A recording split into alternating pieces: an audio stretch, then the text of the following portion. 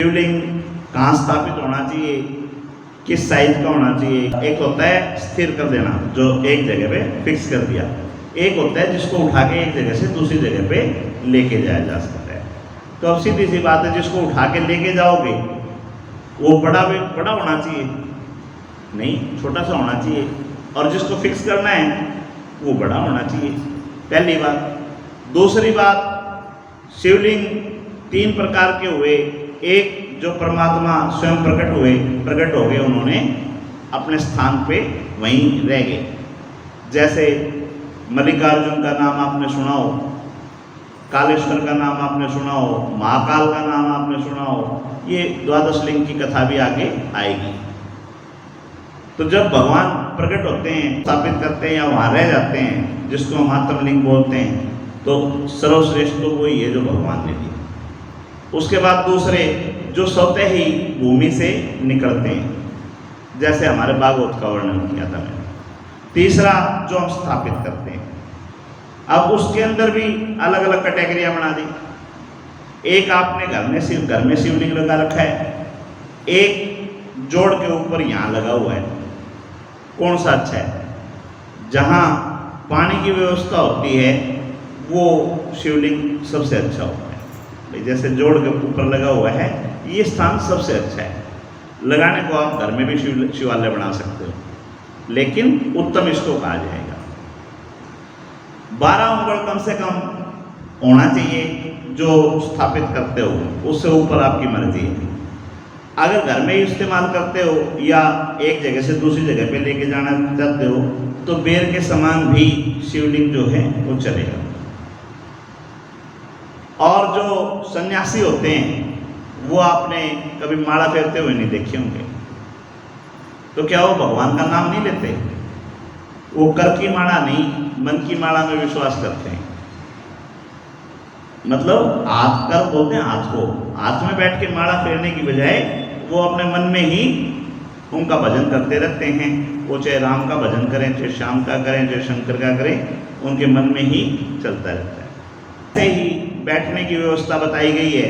बैठने की व्यवस्था में भी जैसे कोई नेता आता है तो क्या होता है, आगे सबसे आगे वीआईपी की लिस्ट लग जाती है, फिर पत्रकारों की कुर्सियां डल जाती हैं, फिर और उनके जो आने वाले हैं उनकी डल जाती है, फिर सामान्य जो पब्लिक है उसकी लग जाती है। इसी प्रकार अगर सन्यासी हैं तो पहले सन्यासियों को जगह दी जाती है, फिर कोई विद्वान हैं उनको जगह दी जाती है, फिर ब्राह्मण को जगह दी जाती है, उसके बाद फिर कोई बैठ जाता। तो उन्होंने सवाल किया था, बोले जी शिव कथा कौन सुन सकता है?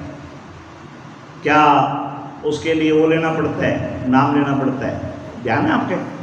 यूँ बताओ, स्कूल में जाने से आपने कोई रोके हैं? आप चले जाओ स्कूल में, लेकिन डिग्री किसने मिलेगी? जो दाखला ले रहा होगा, पेपर देगा, उसने मिलेगी। सुनने की कोई पाबंदी नहीं, लेकिन जिसको परमात्मा के साथ जुड़ना है उसका परमात्मा का नाम लेना पड़ता है। नाम लेने का मतलब ये नहीं है कि कोई गुरु आपको कान में आके कहेगा वही नाम। नाम का मतलब ये समर्पण होता है कि भाई मैंने भगवान को समर्पण कर दिया, मैं आपकी भक्ति कर रहा हूँ। इसी का उदाहरण विष्णु जी हैं। कोई भी चीज, कोई भी आपका प्यारा बनना चाहता है तो क्या कहने से प्यारा हो जाएगा? किसी ने आके कह दिया आ बहन, मैं तो तेरी बहन हूं, तो क्या वो बहन होगी आपकी? है जी? या किसी ने कह दिया भाई मैं तो तेरा भाई हूं, तो क्या भाई हो गया? या मैं अपना तो दोस्त था भाई, तो क्या दोस्त हो गए? जब उसको परख लेते हैं, जब उसको दोस्त बनाते हैं। इसी प्रकार शिष्य है, शिष्य भी कोई परख के बनाते हैं, और दोस्ती करते हैं या किसी से जुड़ते हैं तो भी परख के करते हैं। विष्णु जी ने भी परीक्षा दी है भगवान को होने के लिए।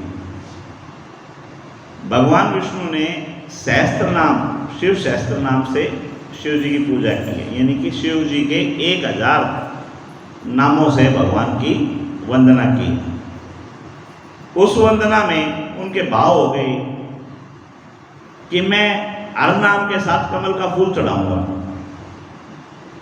भाई भगवान का एक नाम लूंगा, जय महादेव या ओम महादेव या ओम नमः महादेव या ओम नमः शिवाय एक नाम लूंगा और एक कमल का फूल अर्पित करूंगा।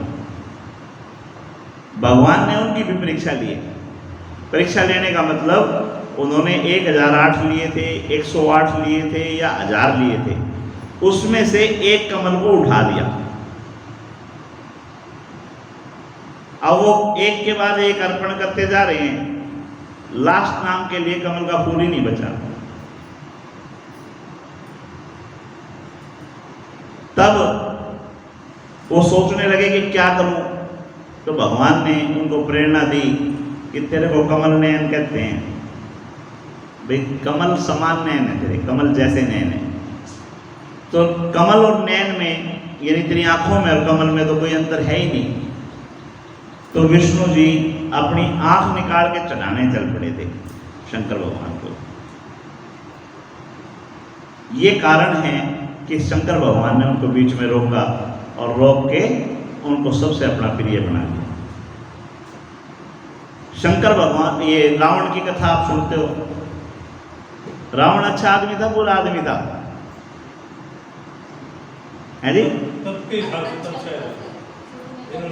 रावण जैसा भी था, लेकिन भगवान की भक्ति इस कदर तक की उसने अपने 10 बार शीश काट काट के भगवान को अर्पित की कि अगर आप मेरे को नहीं मिलोगे तो बोला फिर मैं इसको नहीं चाहिए शरीर। हाँ जी, ये कारण था कि जैसा भी था रावण भगवान का प्रिय था। यानी किसी का कोई प्रिय बनने के लिए परीक्षा देनी पड़ती है, परीक्षा लेता है परमात्मा की। कथा सुनो, कोई भी सुन सकता है, लेकिन भगवान का अगर प्यारा होना है तो भगवान तो परीक्षा लेता है। भगवान को तो पता है ये लोटा कैसे लेके आया जल, भाई भाव से लेके आया है या बिना भाव के लेके आया, उसको पता है। तो अब इसको तो सिर्फ भाव चाहिए। कल भी हमने कथा के अंदर कहा था कि ना इसको आपका रुपया पैसा चाहिए, ना आपको इनको आपका धन चाहिए। ये कहते हैं कि जो मन आपका है, जो इधर उधर भटक रहा है, उसको भटकने मत दो, वो मेरे पास लगा।